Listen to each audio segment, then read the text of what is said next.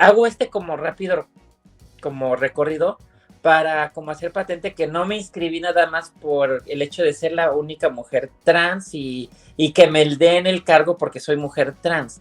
Porque cuando me inscribí, desgraciadamente, recibí muchísima, pero muchísima, lo que se dice en redes sociales, hate, muchísimos mensajes que no solamente iban en misoginia que nos pasa a todas las mujeres, que es cuestionar nuestra capacidad de por qué estamos inscribiéndonos. Por eso hacía el repaso de mi trayectoria, sino que en verdad eran críticas irracionales y muy agresivas simplemente por el hecho de que yo soy una mujer trans.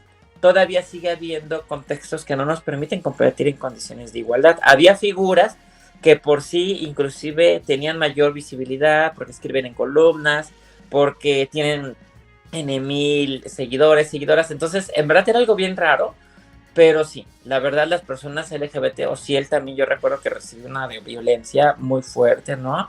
Entonces, el abanico trans, ¿no? Si él es no binario, yo soy una mujer trans, que estábamos ahí, en verdad éramos muy atacadas y yo veía que lo LGBT tampoco se anunciaban tanto, pero sí eran conocidos, principalmente hombres gays, no recibían ese como mensaje de rechazo tanto.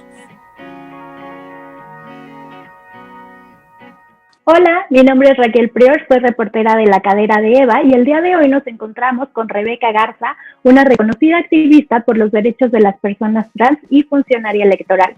En esta entrevista vamos a abordar temas como su larga trayectoria como activista, pero también en cómo fue el proceso de postularse como la primer mujer trans en buscar ser consejera electoral del INE. Así que quédense con nosotras. Hola Rebeca, ¿cómo te encuentras? Hola Raquel, muy bien, muy contenta y muchísimas gracias por este espacio, particularmente en este mes de junio que conmemoramos el mes del orgullo LGBTI. Ay, me alegra mucho que nos hayas tomado la entrevista y encontrarme aquí contigo el día de hoy. ¿Qué te parece que empecemos a platicar sobre tu experiencia como la primer mujer trans en buscar ser consejera electoral? ¿Cómo te fue? ¿Cuáles fueron la experiencia que tuviste? Gracias Raquel. Bueno, pues primero para las personas que a lo mejor no están tan familiarizadas con este proceso, pero el Consejo General del INE se renueva cada cierto periodo de tiempo de manera escalonada, ¿no? Hay un número determinado de consejeras y consejeros y 3, 4 van saliendo cada cierto periodo de tiempo. Este año se renovaron 4 cargos, entre ellas la presidencia del Consejo General, que era Lorenzo Córdoba, y algo novedoso que no se hacía al inicio cuando se creó el IFE-INE en los 90s, era que pues se lanzaba una convocatoria. En esta ocasión se lanzó una convocatoria y las personas que cumplimos ciertos requisitos legales y pues de perfil, pues puede aspirar, ¿no? En teoría, cualquier ciudadana, particularmente con experiencia en materia político-electoral, pues tiene la posibilidad de postularse. Eso no sucedía hace 30 años. Y de pues, llegar. En mi caso, yo soy una mujer que pues, me inscribí porque, pues, cuento, perdón, con 22 años de experiencia en materia político-electoral. Yo inicié en el Instituto Federal Electoral como integrante del Servicio Profesional Electoral, perdón, a los 23 años, trabajando ahora sí que a nivel distrital, organizando elecciones, integrando mesas directivas de casillas, haciendo educación cívica, capacitación electoral. Después estuve 10 años en Puebla, después concursé y ocupé cargos delegacionales, es decir, coordinar todo un estado en estos mismos temas que te acabo de mencionar, en donde estuve en Baja California 2 años, ahí estuve en 2012, y después en Oaxaca, que es donde mucha gente me empezó a conocer. Entonces, hago como rápido, como recorrido, para como hacer patente que no me inscribí nada más por el hecho de ser la única mujer trans y que me den el cargo porque soy mujer trans. Porque cuando me inscribí, desgraciadamente, recibí muchísima, pero muchísima, lo que se dice en redes sociales, hate, muchísimos mensajes que no solamente iban en misoginia que nos pasa a todas las mujeres, que es cuestionar nuestra capacidad de por qué estamos inscribiéndonos. Por eso hacía el repaso de mi trayectoria, sino que en verdad eran críticas irracionales y muy agresivas simplemente por el hecho de que yo soy una mujer trans. Y evidentemente mi postulación también iba con un posicionamiento político, ¿no? Ahorita platicaremos un poco sobre esa parte del activismo, porque sí, o sea, no solamente me inscribí porque considero que tengo la trayectoria y los conocimientos, sino porque al mismo tiempo creo yo que es una deuda de la democracia mexicana cuando hablamos de diversidad. Por ejemplo, pues hemos peleado que el Consejo General haya sido paritario a lo largo de muchos años y ya tenemos un Consejo General que no está integrado solamente por hombres, ¿no? En esta ocasión llegó inclusive mujeres que vienen trabajando con pueblos indígenas, que tampoco sucedía, ¿no? Entonces también creo que es válido y legítimo que las poblaciones de las diversidades sexuales, que además tenemos la experiencia en materia político-electoral, pues podamos ocupar esos espacios. ¿Cómo viviste el proceso? Porque también vi que pues tuviste algunas trabas que enfrentar. Sí, fíjate, una vez que me inscribo, primero que nada, lo que sí hay que mencionar es el proceso, originalmente iban a ser 45 días de 3 meses, creo, de lo que iba a durar, pero como se impugnó y todo eso, al final del día quedó muy reducido. Es decir, derivado de conflictos políticos de diversos sectores, pues al final quedó muy poco tiempo para las personas que queríamos inscribirnos. Entonces esto fue muy complicado porque, por ejemplo, el periodo de registro, recuerdo que sale un jueves, si mal no recuerdo, y venció un miércoles. Es decir, tenías una semana y literalmente, si trabajabas, como en mi caso que estaba trabajando, pues nada más tenías el fin de semana, ¿no? Si tú no tienes despachos o personas que te auxilien, ¿no? Y te pedían una serie de cantidad de documentación que normalmente te piden como en cualquier trabajo, pero además tenía que estar notariada. Y esto no es sencillo, implica costos, implica, o sea, y además pues tienes que hacerlo en línea. Entonces, desde mi punto de vista, sí me hizo pensar que, pues aunque yo te he mencionado en la pregunta anterior que hemos avanzado en términos de que, bueno, anteriormente ni siquiera había concurso, es decir, eran designados por cúpulas y todo eso, aún así no es tan accesible como para cualquier persona que, aunque tenga los conocimientos político-electorales, también debe de tener un equipo de cómputo con ciertas calidades, un servicio de internet con ciertas características, ¿no? Tener a la mano cercano un servicio notarial que no sea tan caro y que además tenga la capacidad de atenderte rápidamente, porque eran, o sea, en días, o sea, no puedo, eso fue algo muy complicado.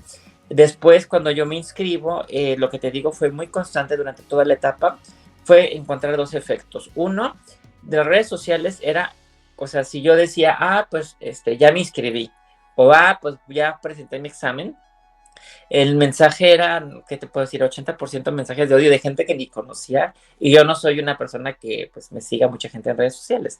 Entonces, me llegó mucha gente que ni siquiera me seguía, y otra gente sí me apoyaba, pero eran 20% más o menos contra un odio, que era un odio, como te digo, que en verdad había gente que literalmente me amenazaba. O sea, me amenazaba mi integridad, o me decía, HTM, ¿no? Ya sabes lo que significa, ¿no? O sea, así de la nada. Y había quienes hasta me decían que yo, por estar ahí, estaba legitimando la pedofilia, o sea, un nivel de ignorancia. Y de parte de los medios encontré dos posiciones. Cuando no salía mi nombre todavía, sí decían, hay tantos hombres, tantas mujeres y una persona trans. Una mujer trans, y no sabíamos quién es. Entonces ahí me mencionaban, y cuando sale mi perfil, no sé por qué, pero después ya no me mencionaban. A pesar de que yo llegué a entrevista, sin tener padrino, madrina, no, yo llegué hasta la entrevista, ¿no? O sea, lo último que no llegué fue a las quintetas, y no solamente yo, muchas personas, llegó Ciel, personas no binarias, entrevistas, llegaron también consejeros, por lo menos recuerdo un consejero abiertamente gay, ¿no? En funciones, o sea, que también es importante mencionarlo. Y yo noté que los medios se fueron como que la figura que pudiera llamar a los titulares más sensacionalismo, que era la candidatura no binaria, ¿no? Entonces, invisibilizaba que había una mujer trans, invisibilizaban que había N personalidades gays y lesbianas que eran abiertamente. Entonces, eso a mí era muy problemático, ¿sabes? Otra de las cosas que noté precisamente, pues fue justamente, además de esta situación, en los diálogos, ¿no? De cuando se analizaban los perfiles, es las personas LGBT, o sea, no estoy diciendo, es que Rebeca no la consideraron y yo me considero la última Coca-Cola del desierto, ¿no? Pues cada quien se siente la mejor en lo que hace, ¿no? Pero sí me llamó la atención que cuando yo leía a todos los analistas políticos, ninguna de las personas que estábamos compitiendo que éramos LGBT, éramos consideradas de manera seria como un candidato o candidata capaz de competir. Y eso para mí es un reflejo de si no de una LGBT-fobia, sí de una perspectiva que ve a lo LGBT como inferior, como menos válido, como menos legítimo. Es lo que te compartiría. Sí, justo, ¿no? Como que no están calificados para ocupar como estos cargos, ¿no? Me gustaría preguntarte, ¿emocionalmente llegó a afectarte recibir tanto odio por ejercer tu derecho de postularte? Sí, fíjate que primero antes de inscribirme lo platiqué con mi familia, con mi pareja, yo misma hice ese mismo ejercicio de ver, Rebeca, me voy a inscribir, yo normalmente pues no soy una figura que, si bien trabajo en redes sociales, casi no procuro mucho como estar posicionando mi imagen. Entonces, sí dije, bueno, va a haber, es probable que reciba mucho odio y así fue.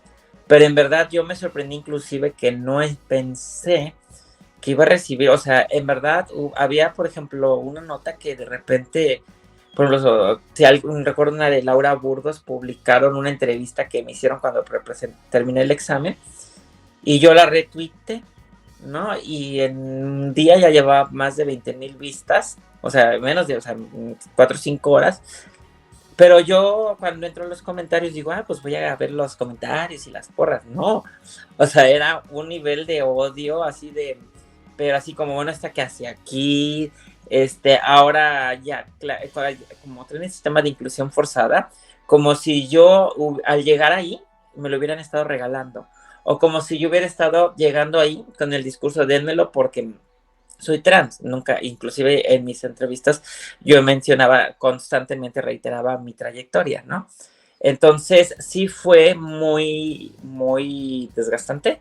De hecho, yo procuraba no entrar tanto a redes sociales, pero sí, o sea, sí era desgastante. Por más que tú digas, ok, voy a silenciar esto, no voy a entrar a ver todos los comentarios, ¿no? Porque la mayoría son muy desagradables. Sí, al final te deja una sensación entre esto que te acabo de decir, más el comportamiento de los medios masivos de comunicación, ¿no? Y de los análisis y las columnas donde no éramos consideradas como competencia seria, ¿no? Y yo digo, la verdad, yo creo que no comparto. O sea, eso, pues al final del día te hace sentir que, aunque están unas reglas, todavía sigue habiendo contextos que no nos permiten competir en condiciones de igualdad. Había figuras que por sí inclusive tenían mayor visibilidad porque escriben en columnas, porque tienen N mil seguidores, seguidoras. Entonces, en verdad era algo bien raro, pero sí, la verdad las personas LGBT, o si él también, yo recuerdo que recibió una violencia muy fuerte, ¿no? Entonces, el abanico trans, ¿no? Si él es no binario, yo soy una mujer trans, que estábamos ahí, en verdad éramos muy atacadas y yo veía que lo LGBT tampoco se anunciaban tanto, pero sí eran conocidos, principalmente hombres gays, no recibían ese como mensaje de rechazo tanto. Sí, o sea, y justo como dices, es importante recordar que para este puesto, para ser consejero electoral, pasas por un procedimiento donde hay múltiples pruebas, o sea, empiezas postulando, pero haces exámenes, luego vas a entrevistas, o sea, de ninguna manera podrían dártelo simplemente por cumplir con esa cuota, ¿no? Que es lo que muchos medios y personas transodiantes era lo que te querían decir, ¿no? Y qué bueno que dices eso, Raquel, porque efectivamente, mira, una de las cosas para inscribirse era que teníamos que mandar un ensayo. Y ese ensayo no solamente fue público para, o sea, todo el mundo podía acceder, hubo un periodo, lo malo es que solamente fue un periodo que lo abrieron, pero yo, digamos que yo sí, mi ensayo lo hice público. O sea, yo lo difundí en mis redes sociales, en mi blog, un poco para decir, bueno, o sea, si tú crees, o sea, yo entiendo que la gente pueda tener desconocimiento y producto del desconocimiento, desconfianza a ciertos perfiles. Entonces yo sin ningún problema decía, aquí está mi ensayo, léanlo. Si les parece que está mal escrito, si les parece que las propuestas, ¿no? Porque son tus propuestas en caso de llegar, pues desbarátenlo, pero por lo menos dame el beneficio de la duda, ¿no? Entonces, todos los ensayos estuvieron disponibles, todas las entrevistas de quienes llegamos a entrevistar está disponible en la página de la Cámara de Diputados. De mi parte, yo subí mis propias entrevistas justamente para que la gente, y las difundí en mis redes sociales, para que la gente pudiera pues ver pues que efectivamente también cuál era el discurso que yo estaba proponiendo, cuáles eran mis reflexiones o mi forma de pensar de llevar el sistema político electoral en caso de llegar a ser consejera, ¿no? Justamente con una intención de tratar de competir y compensar la diferente visibilización que otros perfiles sí tenían, ¿no? En particularmente los que iban ligados a los partidos políticos, pues no tenían que hacer solita la prensa, ¿no? Recuperaba sus ensayos, y entonces todo ese debate de repente perdía el foco desde mi punto de vista, o hacía que el foco se enfocaran en otros perfiles, y otros que estábamos ahí, y no nada más hablo en mi caso, otros que no llegamos, están muy buenos, pues que tampoco pudieran ser como tan analizados. Y desde mi punto de vista te digo, para mí en esta ocasión fue muy histórica, porque no solamente yo estuve como primera mujer trans candidata, ¿no? Que nunca había pasado en todos los 30 y tantos años que lleva el sistema electoral. También estuvo Ciel, primera persona no binaria, pero también hubo varios hombres cis gays, abiertamente gay, que yo no recuerdo eso antes. Es decir, en términos de la diversidad sexual y de género, creo que en este concurso se dieron muchas cosas, avances de personas que estuvimos participando a nivel histórico, que quedó como muy invisibilizado por la propia lucha del poder. Sí, justo desde el límite de tiempo súper cortito que se les dio para llevar a cabo este proceso, desde ahí comenzó, ¿no? Es correcto, desde mi punto de vista. Y justo ahí se me fue la palabra, buscaras este puesto, ser consejera electoral del INE, pues también mostró un poco la discriminación que existe en contra de ustedes, de la población LGBTQI+, pues justo en esto, que tú tuvieras que decir, no me están dando no me están dejando entrar a la postulación simplemente por cumplir una cuota, o sea, tener que demostrar más allá que las personas heterosexuales no tuvieron que hacer lo que tú, ¿no? No tuvieron que estar mostrando su ensayo, sus entrevistas para mostrar que son dignos y que tienen toda una trayectoria que les respalda. Entonces, justo aquí me gustaría comenzar a hablar sobre tu trayectoria como activista, porque claro que fue un caso de activismo de tu parte. Entonces, si te gustaría comentarnos cómo comenzaste como activista, cómo comenzó Queretrans, qué es. Gracias. Sí, bueno, primero, reiterar, ¿no? O sea, primero mi trayectoria es como funcionario electoral, ¿no? A los 23 años.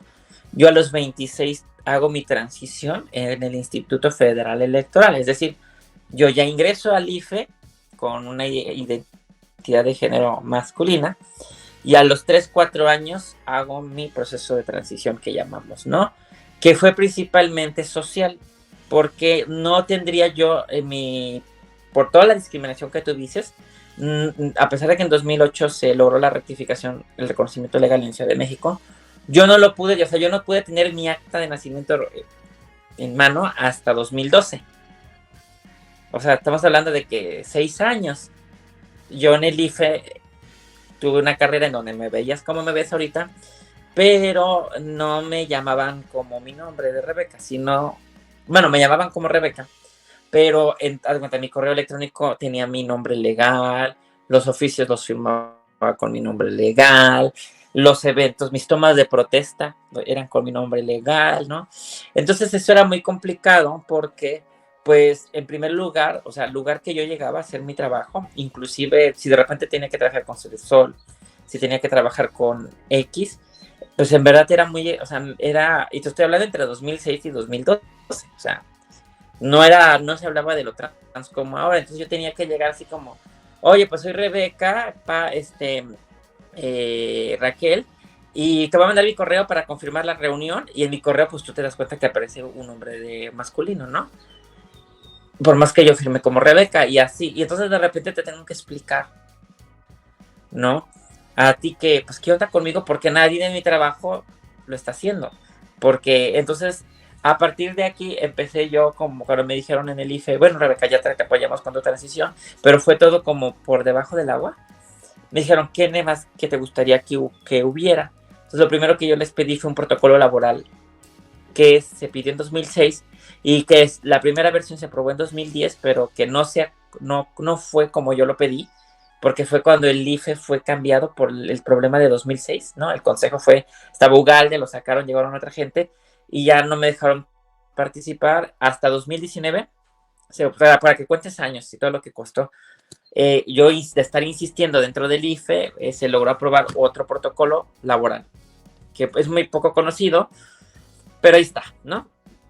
Te lo comento porque son cositas que han estado. Después, en 2013, cuando yo estoy en Baja California, producto de que hacen mi toma de protesta muy, o sea, no mediática, pero la prensa se dio cuenta que, pues, yo llego así y le toman la protesta a una persona con nombre masculino, por más que yo pedí que no hicieran eso, pues la cierta prensa de Baja California, en Mexicali, donde yo llegué, hubo particularmente un periodista que me agarró los 3 años que estuve ahí a tiro por viaje, ¿no? Su primer encabezado al día siguiente fue primer travesti en el IFE, toma protesta. O sea, esa fue la nota.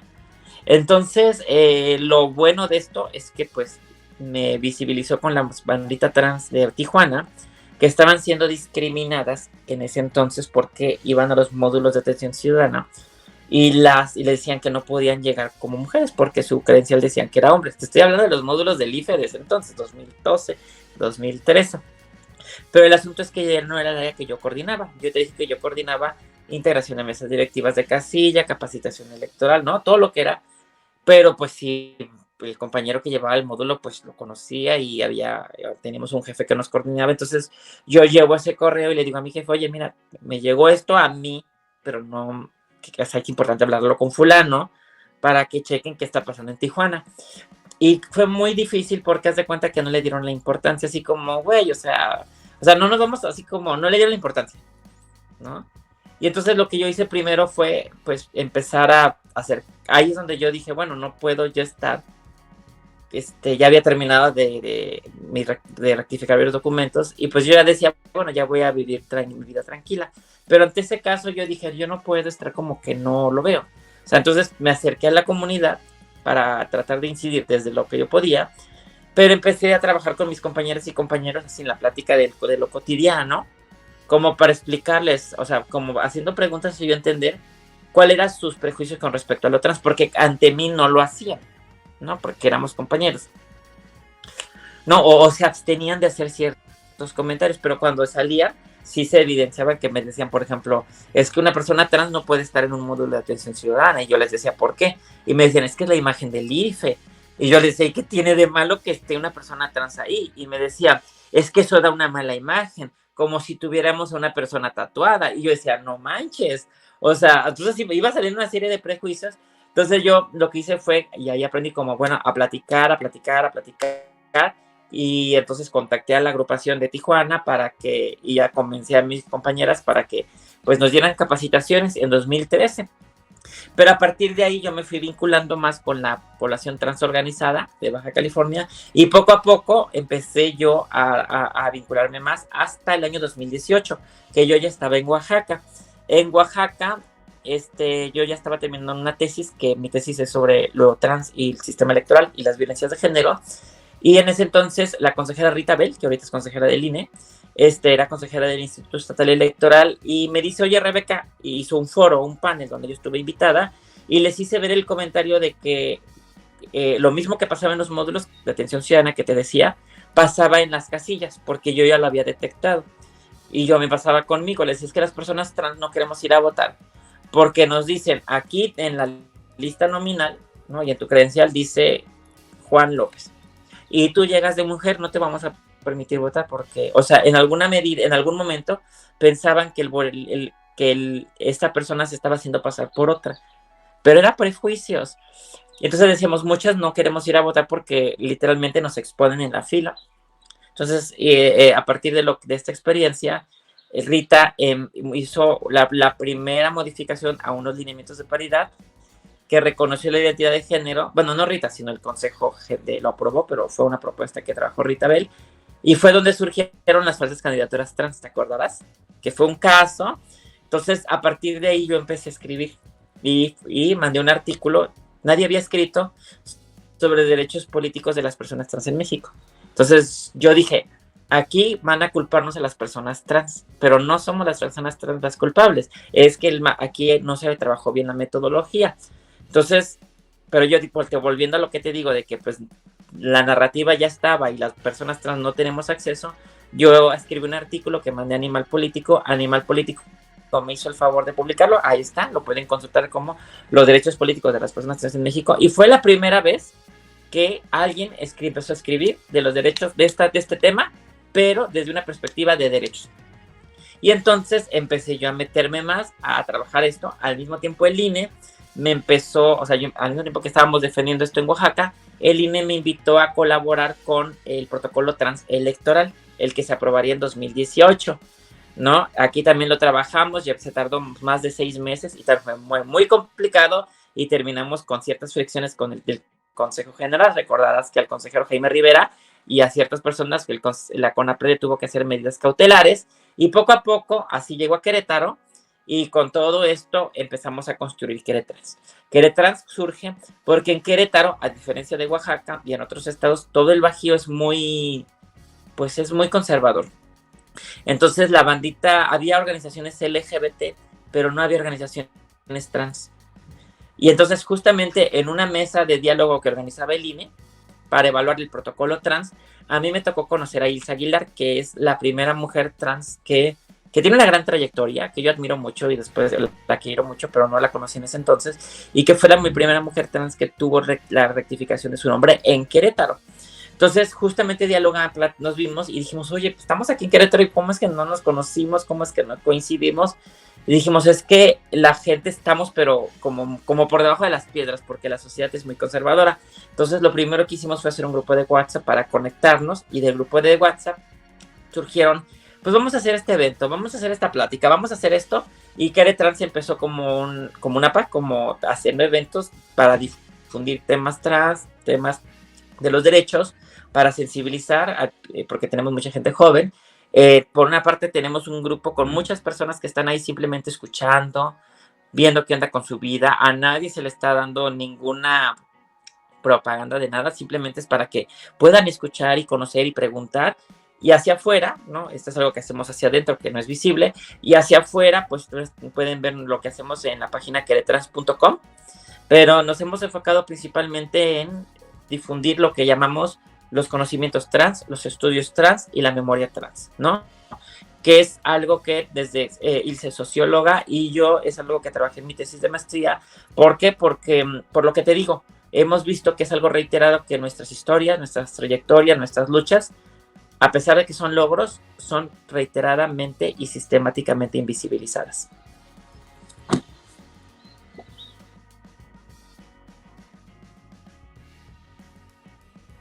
Las personas que empezaron a escribir eso. Creo que se salió.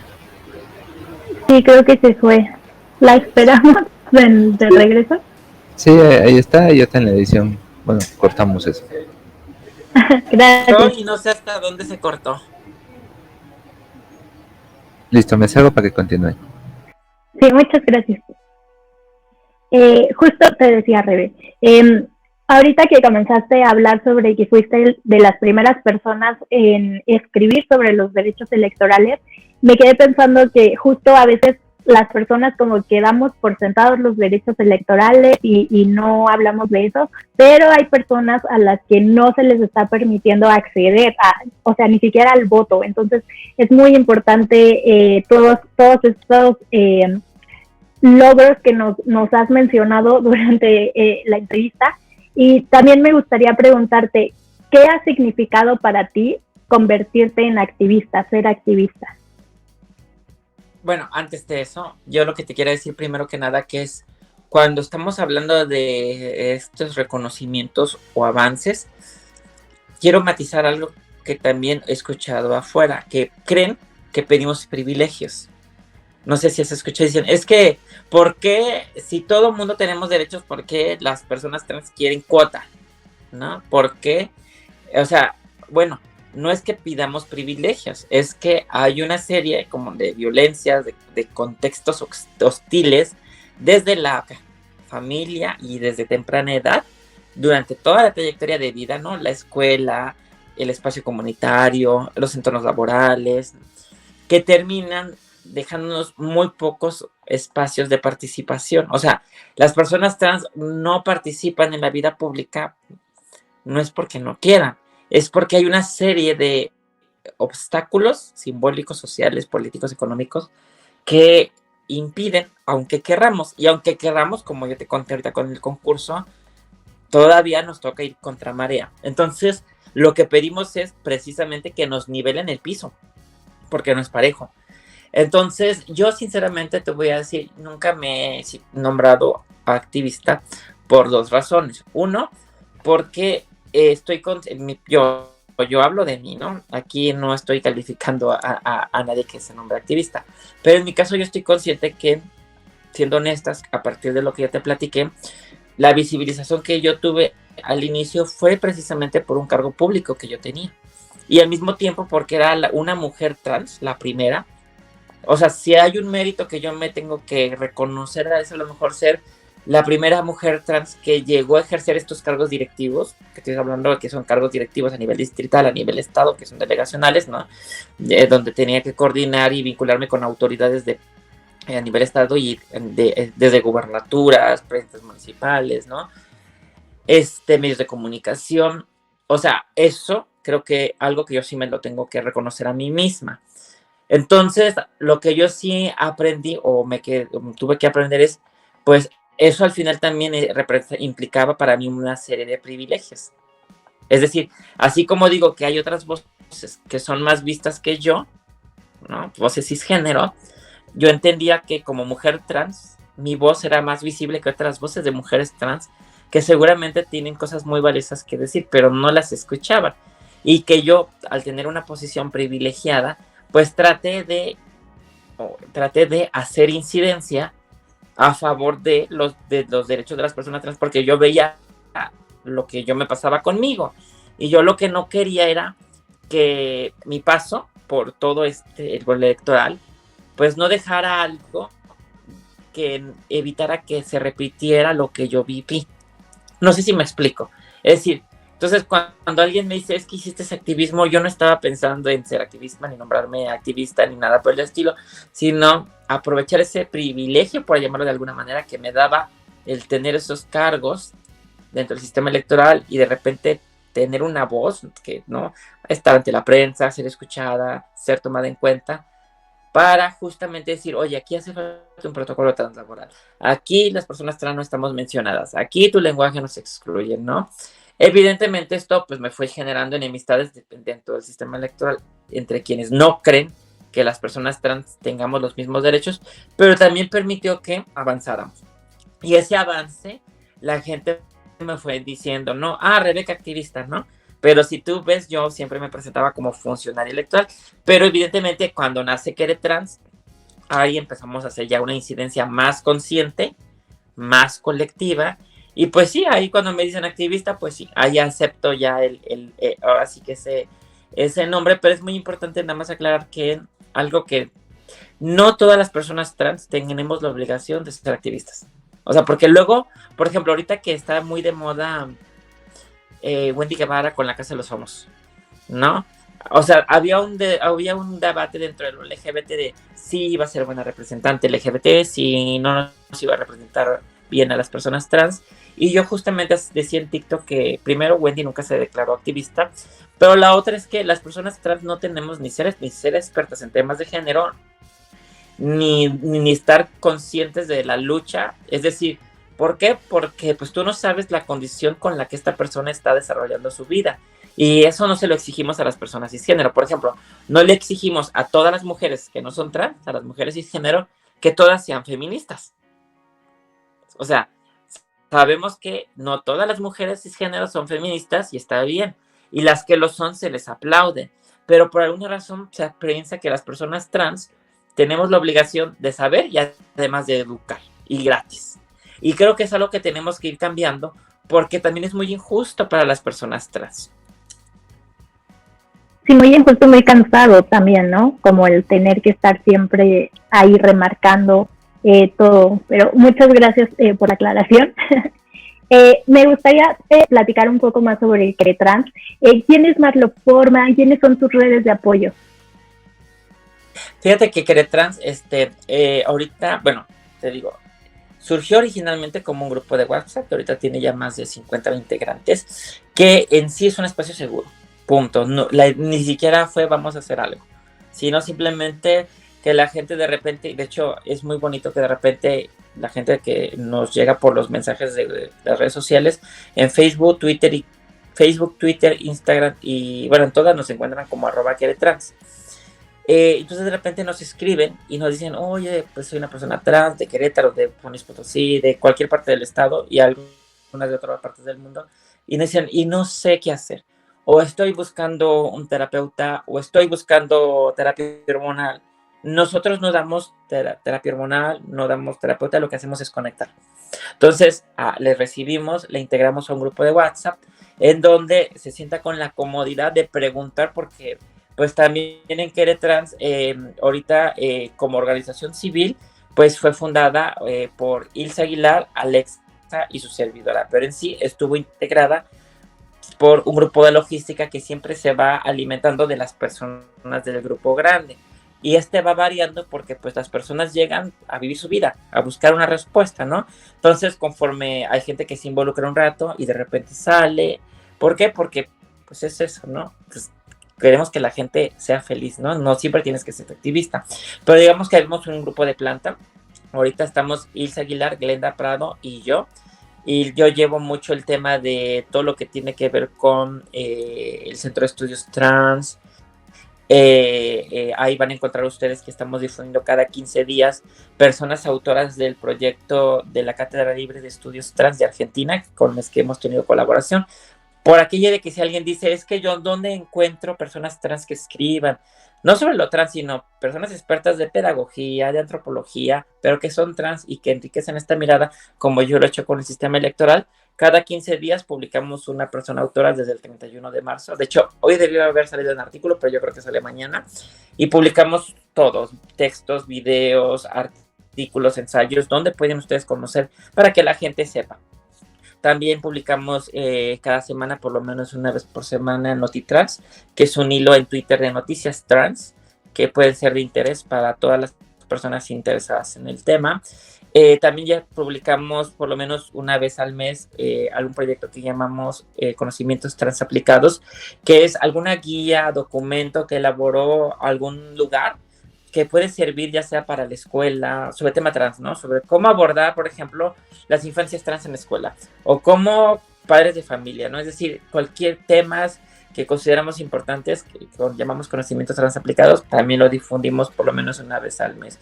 Hacemos diálogos, mañana tenemos uno, vamos a hablar de los derechos ARCO y las personas LGBTIQ, y también como parte del mes del orgullo este mes, también a finales del mes, vamos a dialogar sobre qué hemos hecho en el Centro de Estudios Trans.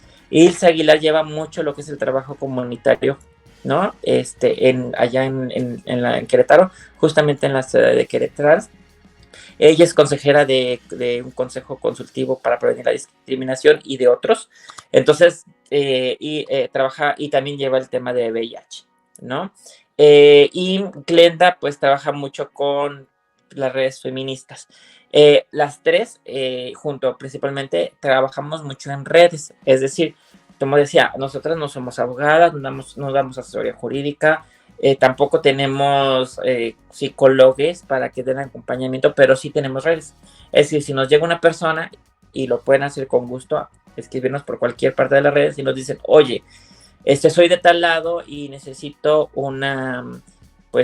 estoy buscando un médico, médica, las canalizamos a Transalud. Y de hecho, pues ahorita si alguien me escucha y alguien dice, oye, ¿yo qué quiero? Pongan transalud.com, y es una página que coordina Daniela Muñoz, que es una gran aliada, es una gran amiga, doctora, y que ella lleva todo el tema de medicina, ¿no? Si alguien dice, oye, yo soy una familia y tengo un hijo o hija, porque también nos ha pasado, que me dice que es trans, ¿qué hago? No sé. Ah, bueno, pues te canalizamos con Infancias Trans, que es una asociación civil especializada e integrada por padres y madres con hijos e hijas trans, ¿no? O corazón trans o familias trans, dependiendo de dónde estén. Si la persona es de Michoacán, buscamos canalizarla con las personas trans de Michoacán. Es decir, eso tratamos de hacer desde Querétaro, porque también entendemos o hemos aprendido, pues que no podemos ser todólogos, ¿no?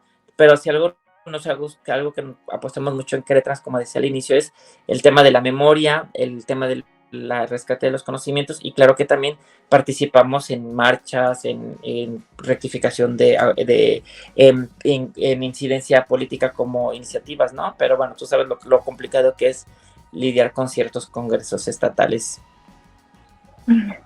Sí, y más en el Bajío, como dices.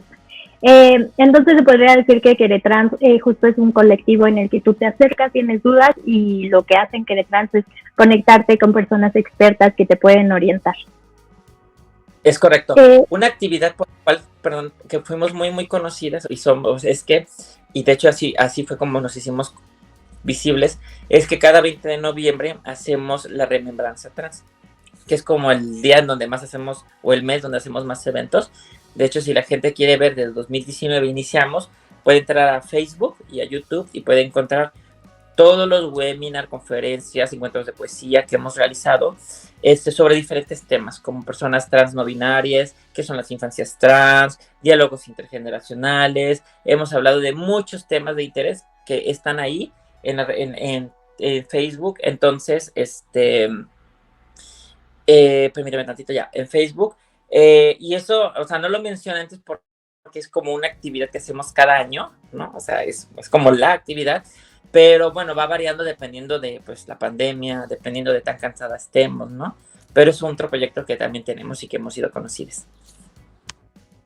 Rebe, me gustaría preguntarte, ¿cuáles han sido los logros que te han hecho sentir más orgullosa? Y puede ser de lo que tú quieras, ¿eh? O sea, lo que te salga tu email. ¿Cuáles son los logros que te han hecho sentir más orgullosa? Pues muchos, mira, una fue cuando logré que en el IFE me reconocieran el ser Rebeca, a pesar de que no hubiera yo rectificado mis papeles. O sea, a pesar de que fue medio complicado, para mí fue un gran logro porque fue como estar sensibilizando a las personas. Otro logro fue precisamente cuando pues yo regreso, bueno, cuando yo me fui a Tailandia a hacer mi cirugía de reasignación. Para mí fue un logro personal porque aparte de que me fui sin permiso y ya después también tuve que lidiar con el IFE en ese entonces, pues para mí fue algo como mío, es algo que yo no hablo mucho, ¿no? Porque es muy mío, pero es algo que a mí me permite sentirme mejor con mi cuerpo.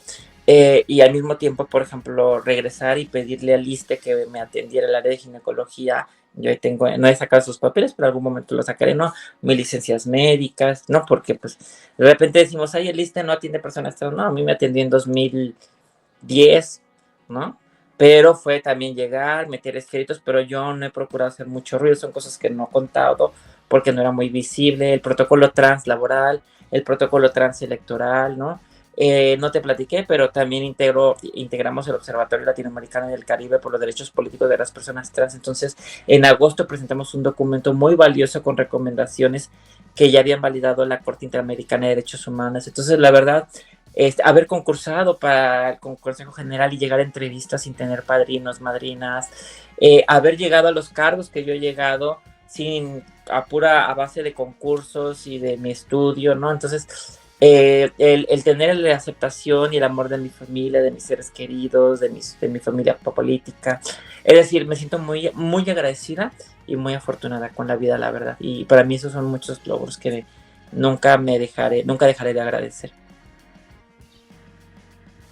Sí, me gustaría preguntarte si cuando tú hiciste tu transición, el IFE en ese momento, ¿cómo fue pues socialmente? ¿Te aceptaron bien? ¿Tuviste que tener todavía otra lucha? ¿Cómo fue? Si te gustaría contar. Sí, fue muy complicado porque el IFE es muy grande. Entonces yo estaba en Puebla, entonces yo estaba en un distrito en la Sierra de la Mixteca. Entonces en la Mixteca yo no tenía problemas. De hecho, me trataban muy bien, me la vivía bomba. Pero cuando yo iba a la capital, donde estaban ¿no? Mis jefes del estado, que se supone que es más urbano, ahí es donde yo recibía más rechazo, ¿no? Y más negativa a aceptar lo que yo pedía. Y después cuando yo escalo, ¿no? Porque en el estado, en la delegación, la capital, no me hacen caso a mis peticiones, y yo escalo mi petición al Consejo General de ese entonces, variaron las respuestas, unas no me contestaron, otros sí, otros se pasaban la bolita. Entonces, o sea, lo que te quiero decir es que no pudiera darte una respuesta sí, porque el INE, como actualmente es tan grande, que a nivel distrital o a nivel más cercano, la gente que me conocía por la misma razón que convivía conmigo, me aceptaba, ¿no? Con dudas, con inquietudes, pero me aceptaba.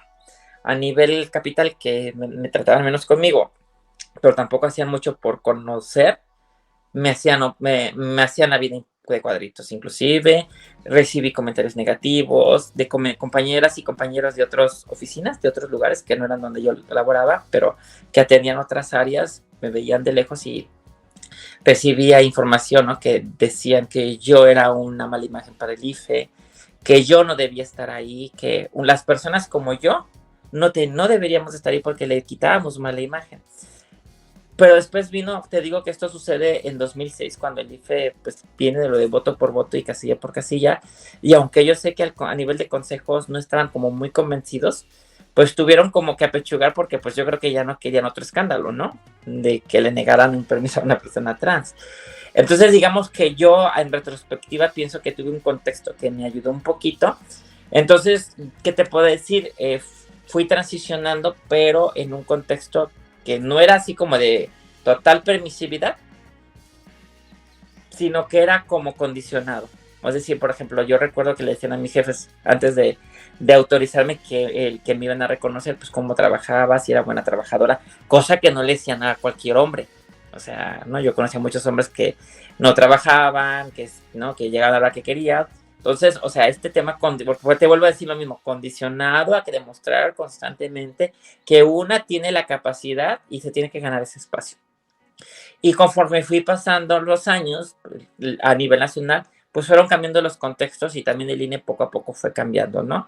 Pero digamos que fue de menor aceptación a mayor aceptación, pero siempre, por ejemplo, en Querétaro yo viví mucha violencia, ¿no? O sea, en Oaxaca, literalmente, a excepción de ciertas personas con mucho poder, sí me hacían como, yo sentía estos contextos violentos, no todos, no, por eso hablo de personas, no de la institución, pero en Querétaro sí sentí mucho el conservadurismo y entonces cosas que yo dominaba y cosas que yo sabía o cosas que nunca había vivido. Después de haber pasado cuanta cosa, en Querétaro viví mucha violencia que pues, al final terminé renunciando y pues tengo una denuncia en el INE por violencia institucional que pues llevamos 3 años y no hemos podido concluir, ¿no? Porque pues desde mi punto de vista el INE pues ha estado protegiendo a las personas que yo he denunciado como presuntas violentadoras. Sí, pues lo siento mucho. Ya vamos llegando al final de la entrevista Sí. y no me gustaría terminarla sin preguntarte cómo ves que si México está evolucionando hacia un camino de más inclusión, de mayor respeto o seguimos estancados. Ay, es una pregunta muy compleja, Raquel. Yo creo que en términos formales Es decir, hemos avanzado porque ya hay 20 estados que reconocen la identidad de género, cosa que, o sea, eso me llamó en términos formales, ¿no? Hay acciones afirmativas de diversidad sexual, hay estados que están reconociendo ya las infancias trans. De hecho, hoy y esta semana, la Suprema Corte ha estado declarando inconstitucionales inclusive estados que nada más reconocían la identidad de género, pero a mayores de edad, sin incorporar a las menores de edad por el concepto de autonomía progresiva. Es decir, formalmente, indudablemente hemos tenido avances, ¿no? Ya te hablé de los protocolos del INE y otros, ¿no? Pero en términos de, por ejemplo, de violencias, de contextos, México sigue siendo, primero que nada, apenas, otros avances que tenemos es que ya nos miden. INEGI ya empieza a medir poblaciones LGBTI, pero, por ejemplo, en términos de violencias, nadie mide cómo están las violencias que viven las poblaciones trans en México. Todavía tenemos que irnos a Transgender Europe, ¿no? Para ver cómo está, y desde que yo le doy seguimiento, que hace más de 10 años, o sea, Transgender Europe reporta a México como el segundo país donde más personas trans se asesinan en el mundo. La Corte Interamericana ha identificado que las personas trans en América Latina, principalmente mujeres trans trabajadoras sexuales, su expectativa de vida es de 35 años por la violencia. Entonces, ¿qué te quiero decir? Hemos avanzado de manera formal, pero en contextos de violencia creo que estos no solamente no se han resuelto, sino por los mismos avances formales, creo que se ha intensificado los contextos hostiles hacia las personas trans, incluyendo las redes sociales, como ya te conté yo hace poco, ¿no? Yo mis redes sociales yo personalmente no recibía tanto ataque hasta que de repente quieres aspirar a un cargo. Entonces veo yo como que estamos en un momento en donde pues sí, va a haber muchísimas personas que van a seguir reaccionando ante los avances formales y que va a hacer que las violencias materiales se incrementen. Y entonces yo creo que tenemos que trabajar también en no quedarnos y en no limitarnos de que, pues ya tenemos tal reforma legal, ya se aprobó. No, pues si no, eso nos da calidad de vida, si no nos saca del desempleo, si no nos quita de los contextos de violencia, ¿no? Si no nos garantiza salud integral, porque ese es un tema, entonces pues no estaremos realmente avanzando, ¿no? Entonces yo creo que nos encontramos en ese momento en donde estamos avanzando formalmente, pero hay grupos que están en contra de los derechos de las personas trans, de diferentes derechos, ciertas corrientes feministas, ciertos grupos religiosos que no quieren y se están inclusive aliando entre ellos para detener o retroceder en este aspecto, y pues ahí vamos a tener que trabajar para resistir y seguir avanzando, no solamente en lo formal, sino también en tener vidas dignas. Sí, justamente, es muy peligroso esto que mencionas, que grupos antiderechos, incluso grupos feministas radicales se están aliando para que las personas trans no accedan a los derechos, y justo es lo que nos comentabas antes, no están pidiendo privilegios, no están pidiendo algo más, simplemente están pidiendo que tengan acceso a los mismos derechos que las personas cis tenemos y que ni siquiera nos cuestionamos porque ahí están. Es correcto, sí, de acuerdo contigo, Raquel. Y ya, la última pregunta justo es, ¿qué nos falta para avanzar en la inclusión, la aceptación y el respeto hacia las diversidades sexuales? ¿Y cuál sería la línea que tendríamos que seguir? Pues a nivel personal, que tenemos que escuchar más. Es decir, solemos, particularmente mi experiencia de 45 años, es que muchas ideas que las personas tienen de las personas transexuales, transgénero, travesti, son ideas que les fueron alimentadas por la televisión, por las revistas amarillistas, por los periódicos, o inclusive por los chistes, pero no por las personas trans. Entonces, tienen un acercamiento que es irreal y que le llamamos que es un prejuicio. Es decir, nos han prejuzgado. Piensan que somos pedófilas, piensan que ser trans es una condición mental de enfermedad, o piensan que es una condición para delinquir, y pues no, o sea, las personas trans estamos, o sea, de hecho podemos tener algunos riesgos específicos de salud mental, pero no por ser trans, sino por un contexto de violencia. Pero en sí, nuestras capacidades de ser inteligentes, creativas, buenas y malas personas es igual que con cualquier persona cisgénero. Entonces, eso es a nivel personal. A nivel institucional o colectivo, es decir, de las empresas, los medios, y ahorita hablo de los medios, pero hablo de instituciones como públicas y privadas, entender que la incorporación de lo trans no nada más es agregar un protocolo, poner un cartel o o hacer un evento, sino asegurar que realmente las personas trans estén llegando a tu espacio, y eso sí implica invertirle. La igualdad no se da gratis. O sea, yo me he sorprendido a la cantidad de instituciones que quieren aplicar medidas de igualdad, pero quieren que sean gratis. Entonces esto les lleva al extractivismo, que es una práctica poco ética. Y la otra es con los medios de comunicación. Los medios de comunicación pueden ser unas grandes alianzas para, como ahorita tú lo estás haciendo y te lo agradezco, permitir que las personas trans podamos hablar en primera persona y la gente nos escuche y puedan conocer otros discursos, como te digo, ¿no? Y no se queden con el chiste que escucharon en el bar, con el chiste que sacaba Televisa en sus programas de la barra infantil o pseudo infantil. Y entonces los medios de comunicación pueden ser alianzas en ayudarnos a cambiar la narrativa, ¿no? Y donde las personas trans podamos hablar en primera persona desde un lugar de dignidad, o bien seguir perpetuando los prejuicios, porque también lo hay.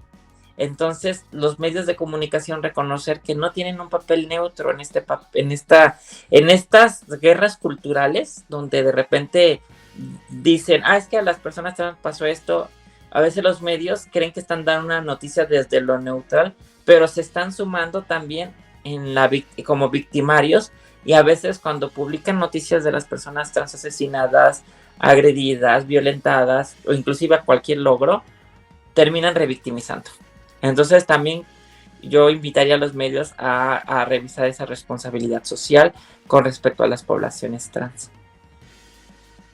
Claro, me quedo con esta reflexión que acabas de hacer bastante completa. Claro que los medios de comunicación sí tenemos que posicionarnos en contra de seguir discriminando, de seguir violentando, porque al final, no sé, medios como Milenio, que a veces sacan ciertas notas, lo hacen. O sea, tenemos que reconocer que podemos ejercer violencia, pero también me quedo con esta reflexión sobre que muchas veces somos ignorantes de las experiencias trans. Y eso lo pienso mucho. Ayer entrevistaba a Laura Glover, que es una cofundadora de la Tianguis Disidenta, y justo ella también expresaba eso, que las personas no se detienen a escucharnos, se quedan con los estereotipos que ya hay, a escucharles, perdón, se quedan con los estereotipos que ya hay, y justo somos completamente ignorantes de las experiencias trans. Entonces, yo te agradezco mucho por darnos la entrevista a la cadera de Eva. Estamos muy felices de tenerte aquí, de aprender tanto de ti, y de verdad muchísimas gracias. A todos, todas y todes, les invito a que si les gustó la entrevista, le den like, la compartan, comenten qué inquietudes tienen, y tal vez en otra ocasión podamos volver a tenerte y hablar sobre las inquietudes que surgieron. De verdad, Rebeca, muchísimas gracias. Gracias por la invitación, Raquel, y gracias por el espacio, y esperemos que la información sea de utilidad para tus personas que te escuchan y te ven. Muchísimas gracias.